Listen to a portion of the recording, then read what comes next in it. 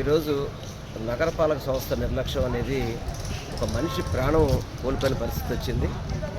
మధు అని చెప్పని మెడికల్ వ్యాపారస్తులు రాత్రి బాగా వర్షం పడటంతో వీళ్ళు నగరపాలక సంస్థ ఇక్కడ అండర్గ్రౌండ్ డ్రైనేజ్ కోసం అని చెప్పని గుంటలు తవ్వడం, దాని మీద సరైన భద్రత లేకపోవడం, అదేవిధంగా హెచ్చరిక బోర్డులు లేకపోవడం వల్ల ఆ మనిషి నిన్న దాంట్లో మునిగిపోవడం, అతను ప్రాణం కూడా కోల్పోవడం జరిగింది. ఇది చాలా బాధాకరం.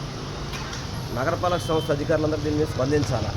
అదేవిధంగా ఇక్కడ ఉన్న ప్రజాప్రతినిధులు కానీ ప్రతి ఒక్కరు స్పందించాల్సిన అవసరం. ఎందుకంటే మనుషులు ప్రాణాలకి లెక్కలేక చిన్న వయసులో ఉన్న కుర్రవాడు మధు అని కుర్రవాడు, అతను ప్రాణం ఈరోజు మీ నిర్లక్ష్యం వల్ల, కేవలం నగరపాలక సంస్థ అధికారులు కావచ్చు, స్థానిక ప్రజాప్రతినిధులు కావచ్చు, వాళ్ళ నిర్లక్ష్యం వల్ల ఈ యొక్క మరణం సంభవించింది.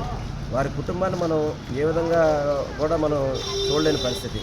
ఇటువంటి పునరావృతం కాకుండా నగరపాలక సంస్థ కమిషనర్ గారు కానివ్వండి, అధికారులు కానివ్వండి, స్థానిక ప్రజాప్రతినిధులందరూ కూడా చర్యలు తీసుకోవాలి. ఎందుకంటే మీ నిర్లక్ష్యం వల్ల కేవలం ఒక గంట వర్షం పడితేనే ఈ విధమైన పరిస్థితులు వచ్చినాయంటే మీ యొక్క మెయింటెనెన్స్ ఎలా ఉందో, అధ్వానంగా ఉందో అర్థమవుతుంది. దయచేసి ఆ కుటుంబాన్ని కూడా, అది కూడా ఎవరో కాదు, మీ తెలుగుదేశం పార్టీ అధ్యక్షుడే, డివిజన్ అధ్యక్షుడు 53 డివిజన్, వారికే మీ ప్రభుత్వంలో రక్షణ లేకపోతే ఎవరి మీద ఉంటుందని చెప్పని తెలియపరచుకుంటూ దీన్ని పూర్తిగా ఖండిస్తున్నాం.